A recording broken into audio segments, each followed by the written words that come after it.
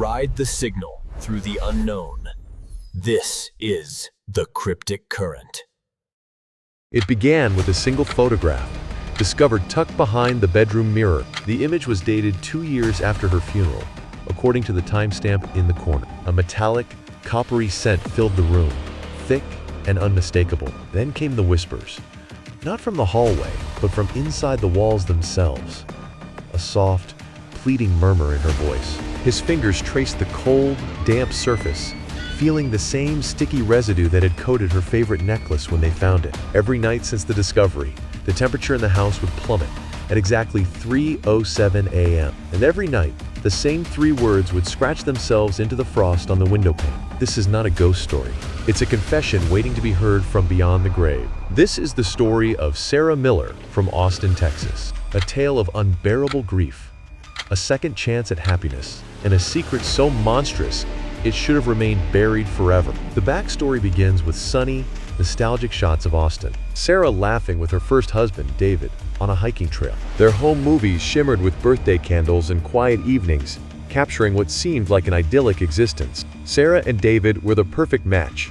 High school sweethearts who married young, building a life in Austin filled with friends, barbecues, and dreams of a family. David, the steady architect with a kind soul, and Sarah, the vibrant graphic designer, appeared to have crafted a flawless future together. But beneath the surface of those sun-drenched memories, something else was taking root. Their future stretched ahead, a brilliant, uninterrupted path, until one Tuesday night, David was working late, the only light a cold desk lamp that cast long, grasping shadows. A sudden metallic scent, like ozone after a storm, cut through the quiet hum of his computer. The official report called it a break-in, a random, violent robbery gone wrong. Sarah returned home to a silent tableau of flashing blue and red lights. That profound quiet, broken only by the soft hiss of rain, settled into her bones.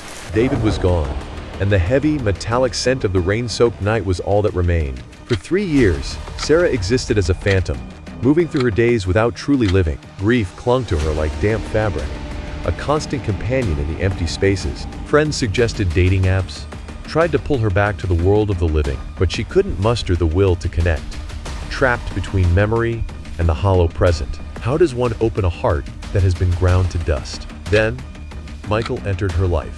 The scent of coffee and ozone clung to the air, a strange, electric tang beneath the warmth. A sticky, cold dread she couldn't name settled deep in her bones. At the grief support group, among the brokenhearted, he understood Sarah's pain in a way others couldn't. His fiancée, he explained in a voice like worn velvet, had been taken by a hit and run. He was gentle and patient, his presence a quiet harbor in her storm of grief. And for the first time in months, Sarah felt something unfamiliar settle over her, a fragile sense of safety. For the first time since David's death, a fragile ember of hope flickered within her. Their connection deepened, shared picnics under gray skies, fingers interlaced, the quiet intimacy of painting a room together. He helped her pack away David's belongings, the air thick with the scent of old paper and dust.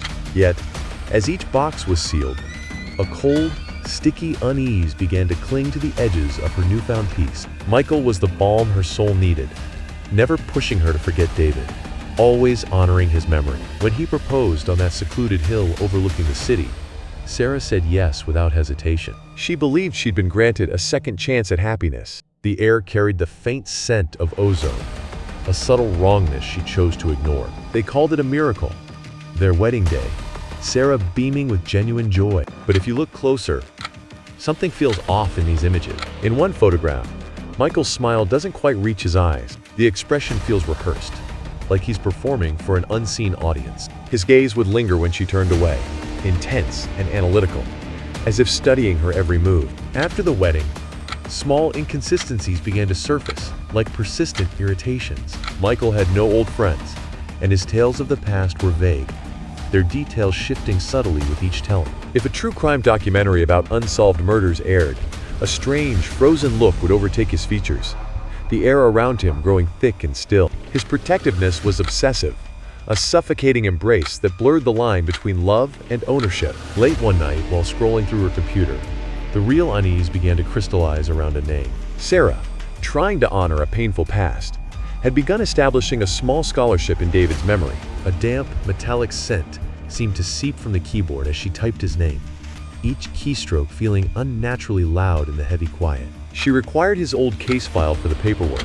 The retired detective was happy to email it over. A PDF of the police report began to load on the screen. The grainy text slowly materialized line by line. The air in the room grew dense and still, carrying a faint, metallic scent.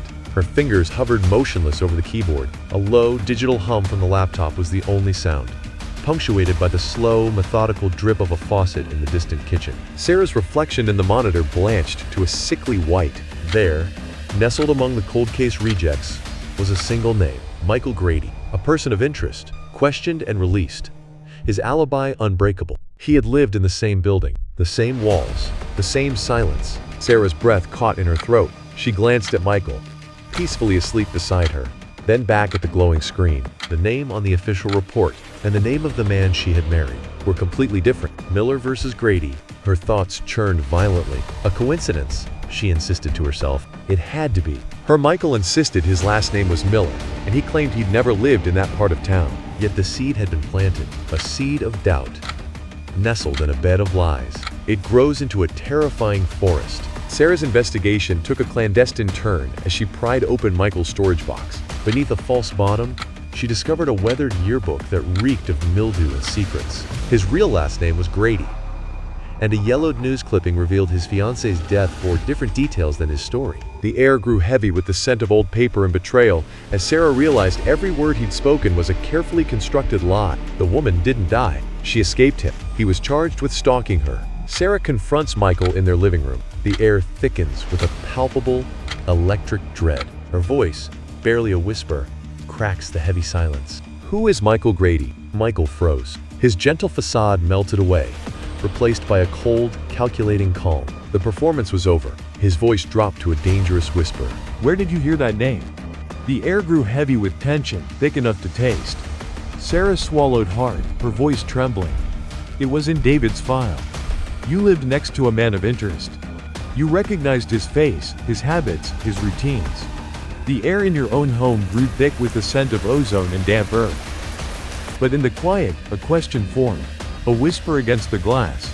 Did you ever truly know me?" Your breath hitched. The familiar street outside no longer felt like your own. "Did you know us?" Michael doesn't deny it. He sits down, almost relieved. "I saw you both. Every day. Perfect. I'd lost everything. My job." The air in my apartment grew thick and metallic, like ozone after a storm. A low, electrical hum began to vibrate through the floorboards. A primal dread took hold, freezing the breath in my lungs. My relationship. And there you stood, a flawless portrait of everything forever beyond my grasp. The air thickened with the scent of ozone and old rot, a cold dampness clinging to my skin. A low, wet scratching echoed from the walls, followed by a sharp, metallic whisper. "Sarah, what did you do?" I just wanted to ruin something beautiful, because nothing in my life was. That night, I went there to steal, to vandalize, to smash it all to pieces. I didn't expect him to be home, and then he fought me. It was an accident. Sarah's sobs choked the air, her whole body trembling. "An accident? You murdered my husband, and then you hunted me. You found my grief group. You built a life with me. Why?" Michael looks at her, and his expression is the most terrifying thing she's ever seen. A genuine, twisted love. "Because after, all I could think about was you. Your pain. It was profound. It was beautiful. I had caused that. I owned that. And I realized, I could fix this. I could give you happiness again. Me. I could be the hero of your story after being the villain." Don't you see? We're bound together, deeper than any other couple on this earth. In the stark light of the police station, Sarah sat wrapped in a scratchy wool blanket. The scent of industrial cleaner and stale coffee couldn't mask the lingering, metallic tang of fear in the air. Every whisper of the blanket against her skin felt like a reminder of the bonds she could not break. Detectives spoke in hushed tones, their voices a low murmur in the stale air of the room. Michael Grady was led away in handcuffs, the metallic jangle of the chain echoing down the sterile corridor. His final glance back at Sarah held no rage, only a desolate, consuming sorrow that seemed to cling to the very air. Convicted for the murder of David Miller and a litany of fraud and stalking charges, Michael Grady now serves a life sentence, his story ending where the walls close in forever. Years later, Sarah stood before David's grave, the wind whipping her hair like spectral fingers. She placed a single, trembling flower on the cold stone, her gaze fixed on the etched name. Though she stood taller now, her eyes held a grief that time could never thaw. She lived with the ultimate betrayal. She had invited the monster not just into her home, but into her heart, into her most vulnerable grief. She had loved him, and the air in her room grew heavy with the scent of old rot and damp sorrow. In the darkest hours, when the only sound is the whisper of her own breath, a question claws its way from the depths. Did he, in his monstrous, broken way, truly love her back? Sarah champions victims of violent crime and preserves David's legacy. So we have to ask, can you ever truly know the person lying next to you? Or are we all just stories we tell, waiting for someone or something to read between the lines?